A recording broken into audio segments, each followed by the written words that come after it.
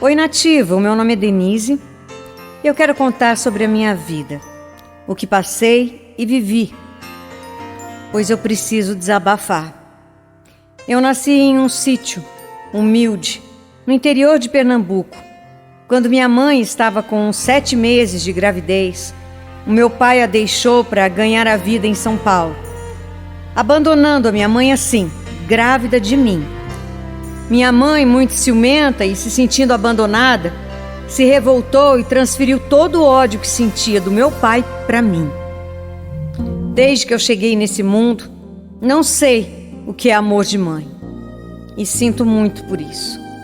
Morávamos num sítio com os meus avós, tias e tio e um único irmão homem da minha mãe. Quando eu estava com 3 anos, o meu pai voltou e eu já era uma menina esperta.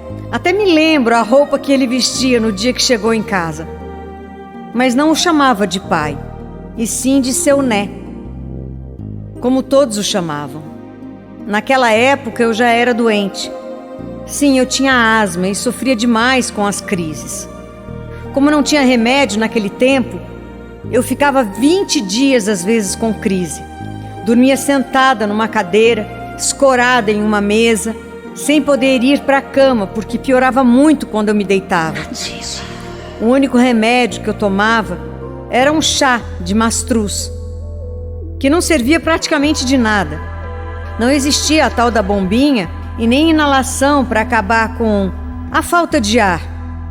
E eu ficava doente direto. Vivia sem respirar, sem poder brincar, andar, correr, comer e até dormir. Eu era muito pequena e já tinha noção que era um estorvo na vida da minha mãe. Eu ouvia da própria boca dela. Ai, essa menina dá um trabalho, viu? Ai, não sei por que não vai embora logo. Foi então que o meu tio se casou e, vendo o meu sofrimento, me levou para a casa dele. Ele e a esposa eram meus padrinhos e lá com eles eu fiquei em paz. Quando eu tinha uns 5 anos, mais ou menos, o meu pai reapareceu e foi me buscar para morar com ele, minha mãe e irmãos. E eu saí da paz direto para o inferno. Certa vez eu peguei uma gripe forte e a minha mãe não fazia nada para me ajudar. Não me levou no médico, não cuidou de mim, não fez nada. Depois de quase um mês, eu ainda estava doente, com febre e muita falta de ar. Aí eu pensei, bom, acabou, chegou a minha hora. Vou morrer aqui. Aconselhada por muitas pessoas, a minha mãe acabou me levando ao médico, que me diagnosticou com uma bronquite crônica. As crises pioraram demais. Eu ficava quase direto com falta de ar e era muito difícil viver. Não comia nada, não dormia e as minhas costelas doíam muito de tanta força que eu fazia para tossir e para respirar também. Passávamos dificuldades financeiras e o único remédio que minha mãe me dava era o tal do mastruz com leite. Claro que eu nunca ia melhorar. Aos meus 10 anos, eu era uma menina muito magrinha, daquelas que as pessoas olhavam e já sabiam que era doente, muito doente. Minha mãe já tinha outras filhas que ela amava muito. Dava para ver que ela não demonstrava o mesmo carinho por mim. À noite, quando as crises me atacavam, eu gritava muito, procurando ar para respirar e permanecer viva. Meu verdadeiro pai, o seu né, levantava e começava a me abanar como se fosse funcionar. Ele pegava uma tampa de panela e me abanava. Calma, Denise, logo vai passar. Fica quietinha, filha, senão é pior. Essa peste não morre logo e não deixa ninguém dormir. As crises duravam 15, 20 dias e ela nunca levantou para me socorrer. Se não fosse o meu pai, eu nem sei se estaria aqui contando a minha história. Quando eu tinha uma melhora, fazia cocada e saía vendendo de porta em porta para ver se eu conseguia um dinheiro para ir embora daquela casa. Eu não me sentia querida e amada ali. Por muitas vezes eu ouvia minha mãe dizendo que eu tinha sido trocada na maternidade. As minhas irmãs também tinham vergonha de mim. Eu era muito feia, pálida, magra, pele e osso. E quando saíamos para a rua para ir comprar algo em algum comércio, se a gente encontrar algum conhecido, fala que você é uma pessoa que eu tô ajudando.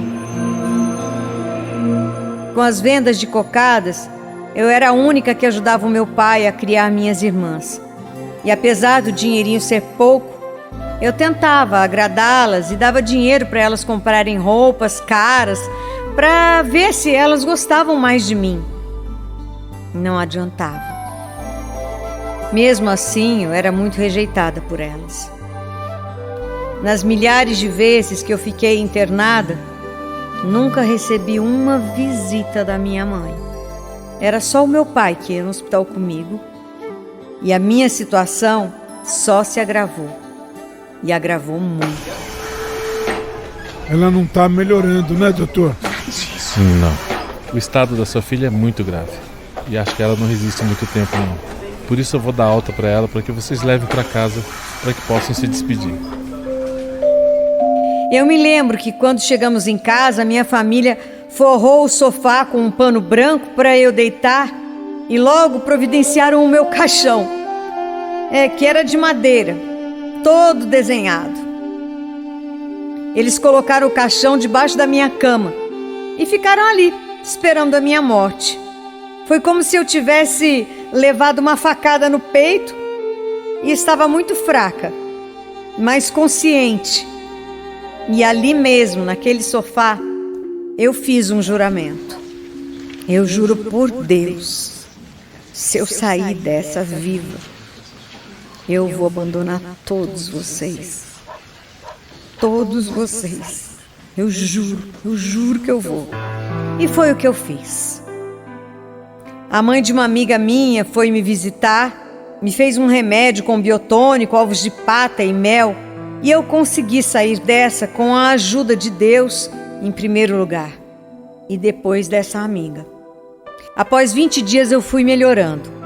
Já estava andando e assim que eu me senti mais forte, comecei a fazer doce, coloquei o tabuleiro na cabeça e saí para a rua vender.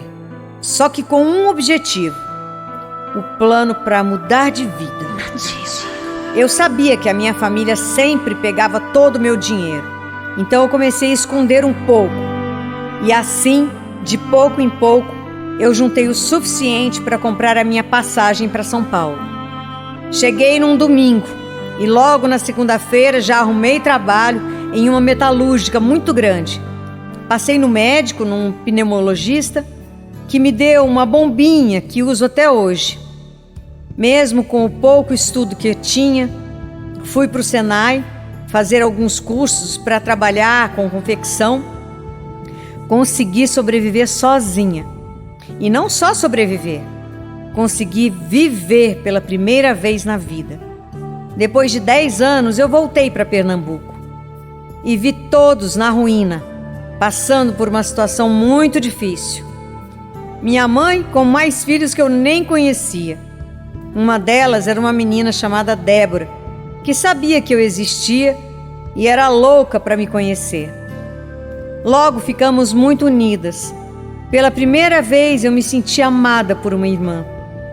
A outra já fazia faculdade, ainda tinha muita vergonha de mim e não falava comigo depois de todo esse tempo. Nunca me hospedei na casa deles, sempre ficava na casa do meu padrinho, mas confesso que sofria muito cada vez que eu ia para lá. Era sofrimento desde a minha chegada até quando eu ia me despedir deles. Passei só para me despedir mesmo. Amanhã eu volto para São Paulo. Ah, pode ir. Já vai tarde, viu? E tomara que o avião caia, viu? Tchau, mãe. Ela sempre fez isso, sempre rogou milhões de pragas contra mim. E apesar de eu ter passado tudo o que passei, Deus me livrou de todas elas e me livrou do pior. Eu ainda estou aqui.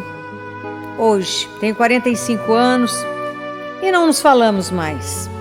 Ela ainda me vê como um problema na vida dela, apesar dela nunca ter me ajudado em nada, de eu nunca ter pedido nada. Quando meu pai ficou doente, meus irmãos ficaram mais próximos de mim. Me ligavam, sempre pedindo dinheiro. E eu fiz o que eu pude para ajudar no tratamento de câncer do meu pai. Um dia ele até reuniu todos os filhos e falou palavras que me tocaram muito. A Denise era uma menina muito doente, mas muito trabalhadeira. Vendia cocada na cabeça, se virava desde sempre. Ela é um exemplo. Infelizmente, o seu Né, o meu pai, faleceu há 1 ano.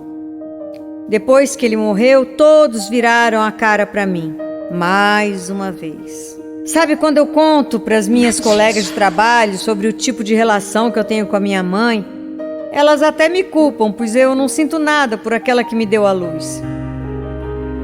Sonhei muito um dia que ela me chamasse de filha e que me amasse de verdade. Mas eu acho que eu nunca terei isso.